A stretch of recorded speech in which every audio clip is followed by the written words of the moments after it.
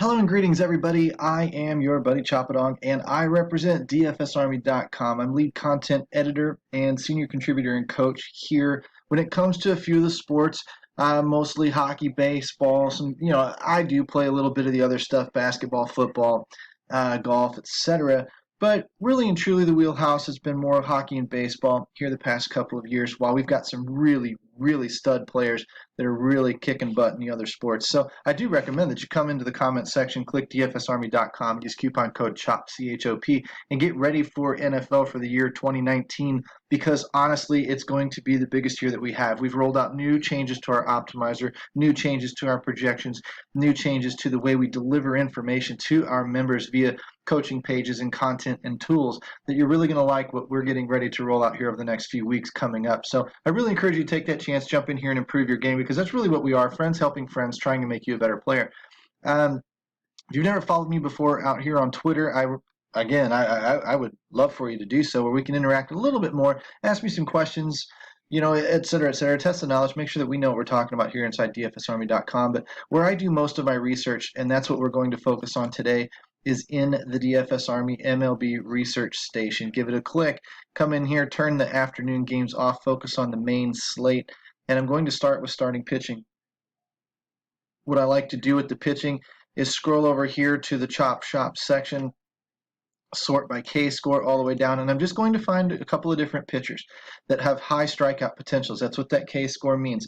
It takes into account the pitcher's strikeout percentage as well as the team he's facing's tendency to strike out, combines them together, creates a number, hopefully over 500 is what we're looking for, but we'll take some high 400s if we have to. We're looking for the best per dollar pitcher tonight, because I want to build a little bit more of a balanced lineup in terms of pitching strength as well as some bats. I don't want to have to take an $11,500 or $12,000 pitcher on FanDuel and then turn around and have to punt bats everywhere and hope they go off. I'd rather be able to center myself around a key core stack, something 3 or 4 players deep in one of the top offenses of the night, hope to hit that, and then hope a couple of little onesies and twosies elsewhere help push me over the top. I'm really only trying to get in the top 50 to top 30% of lineups on a consistent basis. I'm honestly trying to win 100-man leagues, but I find that when I fall short, at least I fall short still in the top third of most other leagues. And if you want to see what I'm talking about, I'll put my track record up there for you. Last 65 contests or so, I've been tracking this for our members just to show them that the system works and how to build contest selection structures that are going to capitalize on these types of finishes. I don't win the 100-man leagues too often, 4 times out of 66. That's not some demolition or anything. It's pretty good, but it's not demolition. Top 10% 7 times, about 7 or 10% of the time. But where I start to excel is in the top 20, top 30, and top 50% of contests. So I'm aiming up here because I believe I need the upside to get over the majority of contest competition, but I'm going to still try to land in that top 50% so that I at least get paid. And I structure my contests accordingly, whether I'm working with a $10 daily budget or a $100 daily budget or a $1,000 daily budget. I can construct those different types of game plans for people and teach them how to use those contests to better our winning. Now, you don't need to be somebody who can go into head-to-head competitions and win 80% of them against the pros of the world. You can be a rather mediocre player and still turn profit if you learn the contest selection method that I teach inside DFSArmy.com. So again, be worth your while to come in here and take a look and apply it towards the other sports too, because it really does turn marginal players into profitable players. I see Trevor Bauer, Steven Strasburg, Domingo Germán, Syndergaard, Bumgarner, Matt Boyd, whatever, up here kind of towards the top, Kyle Gibson. I don't need to go way too down the list, way too far down the list. I would also consult a number like DFSA grade here and try and stick with the top numbers.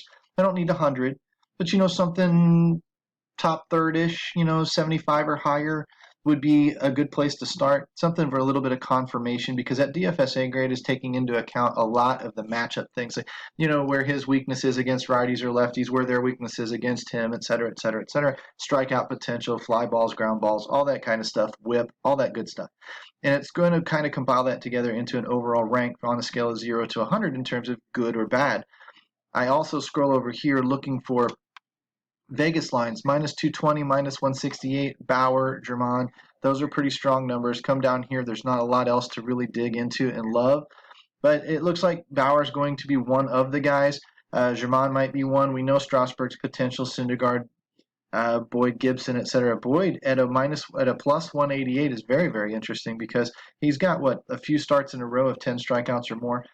Strikeouts are worth chasing in baseball because they hide some earned runs. They allow you a little bit of margin for error, giving up a couple of home runs here or there. Look at Garrett Cole as an example. Usually gives up a home run or two per start, but they're usually solo shots, and he's also typically not giving up very many of them and instead striking out 8 to 10 batters per start. That's why his scores are usually so high, even though he tends to give up some home runs. Looking at the price down here, I'm going to try and come down off of that price the best I can. Looks like I'm paying up tonight unless I go down to Kyle Gibson, which is facing Oakland. And it's, I guess, possible, but it's probably not one of the best pitching matchups across the entire slate for obvious reasons. I'm going to get into that 9K range pretty quickly. Looking at German, Syndergaard, Bumgarner types, probably would go German there with the Vegas support and the K upside. And then I would look up here towards the top because even something just under 11K is usually pretty affordable. Now, here's what I'm going to tell you. Of these 5 or 6 guys, somebody's going to have a good day, somebody's going to have a mediocre day or a bad day. That just happens. How do you insulate against that? Well, you're going to take a couple of them. I don't build just one lineup typically. I don't like to do that. I'd rather cut my budget in thirds and build 3 lineups because then I can take 2 Germans and a Bauer. Or I can take 2 Bauers and a German. Or I can take a Strasburg, German, and Syndergaard. Or something along those lines and at least get something that works out. If I'm having a good night, they all kind of work out. But sometimes something's going to bomb on me and I don't usually know where that's going to come from. I'm just trying to assemble a decent player list, overall player pool that generally does very, very well. And from within that, there's going to be some luck in terms of if I pick 2 or 3 duds in my lineup, the lineup's just not going to do very well. That's the way it goes. But by having another lineup out there that's a little bit different, or another lineup out there that's a little bit different, that's going to help insulate me against a truly bad night that wipes me completely out.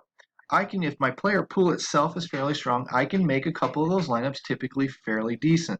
And that's what I try to do. Typically, that's how I teach my players to play the game. So if I was looking Bauer, Strasburg, German, probably Bauer and German would be the ways that I would be looking to go just based on price, K upside, maybe the opponent. Well, Tampa Bay is a little worrisome. Detroit is certainly not. Bauer probably will be chalky because of it. Maybe we'd come down here to Syndergaard over the Giants because it's a little bit lesser offense. It's going to do a little bit less damage. But again, German in that 188. Is that right? Was that what he? That's not what he was it? German in a 168. Boy, that's something else. But it is what it is, and that's probably Bauer, German, Syndergaard. Probably are going to more or less be on that. And this is going to change as I dig in a little bit deeper. I'm just trying to hurry up a little bit and show you guys where I go. From there, I'm going to turn around and flip this thing on its head. Now that I've got a couple of pitchers identified, I'm going to sort that by descending by DFSA grade. And I'm looking for the worst graded pitchers, something under a 20, 25, 30, somewhere down in here. And I'm going to start looking for these pitchers and who they're facing. So I'm basically up to Merrill Kelly and Teheran, and I see names like Milwaukee, Washington, Cincinnati, Minnesota, LA, Houston, Arizona, all in pretty good spots tonight. Doesn't mean that Tampa can't win it all. Just means that your best offenses, 2 or 3 offenses, are likely going to come out of this batch of teams down here. We can target them down a little bit further by looking at these pitcher stats here and look for pinks and reds. So I see high walk per 9s with Teheran and Hudson, high Sierras with all of these guys down here. Sierra is just, I think it's skill independent ERA, something like that. It basically takes a little bit of luck out and tells you what the pitcher should be pitching to. His ERA is going to be higher or lower than that number, but if his ERA is a little bit lower than that number, typically that Sierra is telling you his ERA is bound to come up at some point. Take a look at Lucas Giolito or something as one of those types of players because he was on a great run, but he was bound to normalize at some point in the last 2 or 3 starts he has. Is that something that I would bank on? No, but it's something that I would bank on when it comes to really, really trashy pitchers. They typically carry high Sierras. I'm looking for high whips, walks plus hits per innings pitched. Doesn't mean that these 2 guys down here are off my list, but it does mean that I'm more tempted to target a Dakota Hudson. This is scary looking. Dakota Hudson has not been a terrible pitcher this year, but he's got a 4.86 Sierra, 1.47 whip, 17 K percentage is low, 18% fly ball is very, very low, so that's good for him, but a 4.51 walks per nine. If he starts walking people today, he can give up a key hit or two and get thrashed around pretty good. I want to see high home run per nine numbers. So I might look at a Domingo Germán. I might look at a Matthew Boyd. I might look down here. See, I would look at a Fires or a Matt Harvey before probably targeting Germán, because Germán has some other key good qualities going for him where these others have some key bad qualities going for them. So I'm looking at just trying to find exceptionally weak pitching, get some ideas on where those teams might be. So Washington, Cincinnati, Minnesota, LA, Houston, Arizona types. Let's just say that we settled in on Washington, Minnesota, and Arizona. Washington, Minnesota, Arizona. I'm going to write those down with a name, like a Syndergaard or a Bauer. Because I'm going to start forming a little bit of a foundation. And again, I'm doing this very, very quickly. I'll show you two quick techniques to finding, now that we've got those offenses sort of targeted. I can come in here, take this last 7 days WOBA, sort it by descending order. I can take a lot of these guys out with filters, and I can do this with any of the stats in here, and say I just want greater than, say, 15 plate appearances over the last 14 days. I want somebody who's likely to get at-bats, regular at-bats, right? And now I can say, what were my offenses? Washington, Minnesota, Arizona. If those were my top 3 offenses, then I've got my list.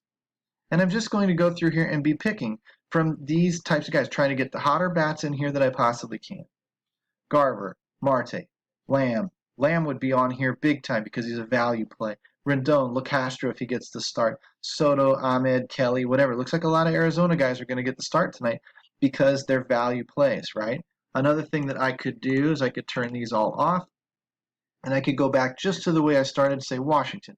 This is the stack that I want first. I want a Syndergaard / Washington stack. So who do I want? I want some of the hotter bats because Washington as a whole is in a good spot. So I would probably start with Rendon, Soto, maybe Adams, Eaton, something like that. There would be my 4 guys. Boom, boom, boom, boom. If I needed a little bit more money, I might take Adams, Eaton, Robles, or Adams, Eaton, Dozier, or maybe even all 4 of these guys. Whatever. The choice is yours here. The reason I would avoid a Trey Turner right now, and he might go off tonight, but lately he's only been hitting for a 273 WOBA. That's pretty cold. Why would I want to pay $4,000 for a cold hitter? I'd rather pay $2,800 for Matt Adams up here hitting, well, 325 is not that great. It's really not. You'd rather it be more. You'd rather it be higher than these. So you might even take Rendon and Soto and be done with it.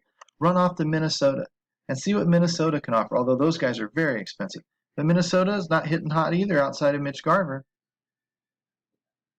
But if you liked Minnesota tonight as a core stack based on the bad pitching that you see, you might stack these guys up. You might start with a Gonzalez, Arias, and Cruz and Garver, and those are your 4.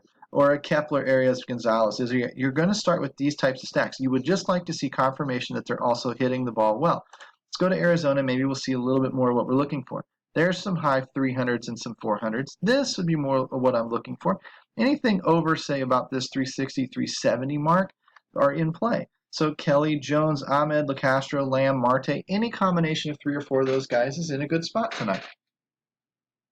So why not start there with your stack? Let's say it's a Syndergaard Arizona stack that we like. So we might come over here to some contests and start with Syndergaard if that's the pitcher that we like. And then we're going to start with some Arizona bats. Marte, Lamb, LeCastro, Ahmed. Why not just take the top 4? Marte,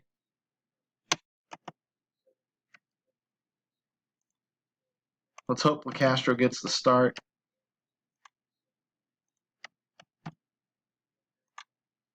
Ahmed, Lamb. And if that's what I ended up with, Lamb, LeCastro, Ahmed, whatever. Eduardo Escobar down here is interesting because he just hit 2 bombs the other night. So where are we at? 2, I don't know where he's going to wind up, but a 2, 6, 7, 8, or maybe even sometimes LeCastro has let off. If he pops into the leadoff spot, you're at 1, 2, 6, 7. You've got 2 little mini stacks effectively for correlation. purposes. But if Arizona scores another 19 runs, you're set up pretty darn well because you've got a lot of bats in there.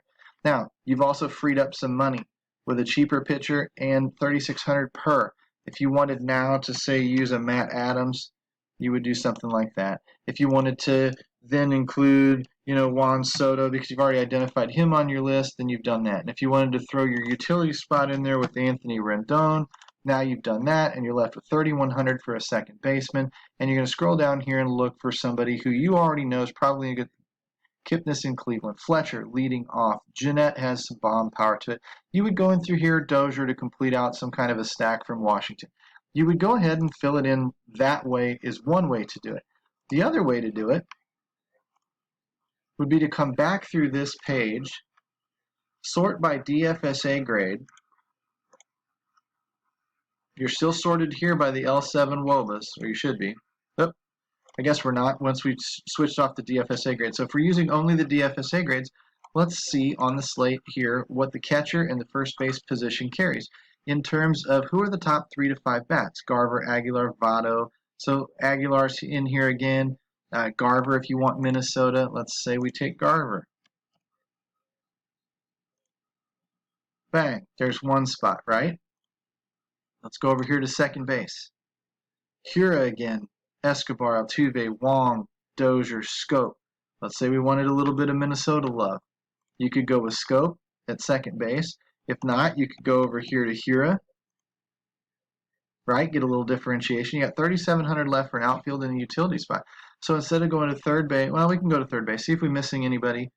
Rendon, Moustakas, if you want correlation there. Where's Minnesota? Arias, if you want correlation there. But Arias is a 338 in his last 7 games, so that's not super hot. You'd want to stick up here. Maybe you'd take a Chapman in Oakland. Maybe you'd take a Ramirez in Cleveland because these guys are running a little bit hotter. These are the things that you can kind of weigh back and forth as you go. If you wanted an outfielder and a utility spot, maybe we take the outfielder first, see if there's any tremendous value here, and then we can pay all the way up at third base. Yelich, Cruz, Brantley, Winker, Braun are in good spots. Braun for, I don't know, just whatever reason. Let's just say we take Braun for a little bit of Hura correlation. He's in the 5 hole. Hura's down usually in about the 7. So if there's a 5-7 mini stack, and for the utility, I've got 4,500 left. That almost gets me Christian Yelich. If I really liked Milwaukee tonight and I wanted some Christian Yelich, I could throw him in there, and then I go back and say, well, who am I going to downgrade? Who am I going to take out of my lineup? Maybe I decide, because it's not going to be Marte or it's not going to be the cheaper guys. Maybe it is Hura. Maybe it's Garver. Maybe I come down here to the catcher and I try to find $400 with that. And I probably can with Matt Adams. Bang. So I've got a little bit of power in there. I've got $200 left over, and I've built myself a Milwaukee, Arizona stack lineup. There's just a jillion ways to do this. Maybe you don't like Christian Yelich or Ryan Braun. Maybe you wanted to go, a little bit differently with some of the offenses that you've set up for yourself. But this is how you're going to have to learn to play with the numbers, play with your lineups, mix and match and play around until you get something that you really, really like. I would recommend building a couple of lineups, 2 or 3 or 4 lineups, and running them out there, and then starting to track your results here, because this is what's going to show you if it's working or not. You can always come into our coaching forums, ask me questions, ask our other coaches questions about how they go about doing things. This is just how I typically go about doing things. And on a night like tonight, we've got a fairly large slate. You've got some questionable pitching options, no real clear-cut monster ace, and then some bats that are in really, really good spots. It's just a matter of whether or not you get a little bit lucky with narrowing down your player pool to the best of the best. I don't worry too much about ownership in the contests that I play. I more or less just try to run that stuff out there in 2 or 3 different forms and hope that something kind of connects. And oftentimes it does because I'm taking multiple shots. If that appeals to you, you click like, you click subscribe on this video, you come inside to DFSArmy.com and you get some coaching and you get coached up, because I'm telling you what, we're getting ready to roll out again for the NFL season with the coaching picks pages and with all of the different data points and all of the different things that we're infusing into our Domination Station Optimizer is really, really, and you know what, I'll go ahead and let one slip. Right now we're beta testing, projections only, DFSA grade only, or a hybrid option to build lineups, which is taking the projections and the DFSA grade and blending them together.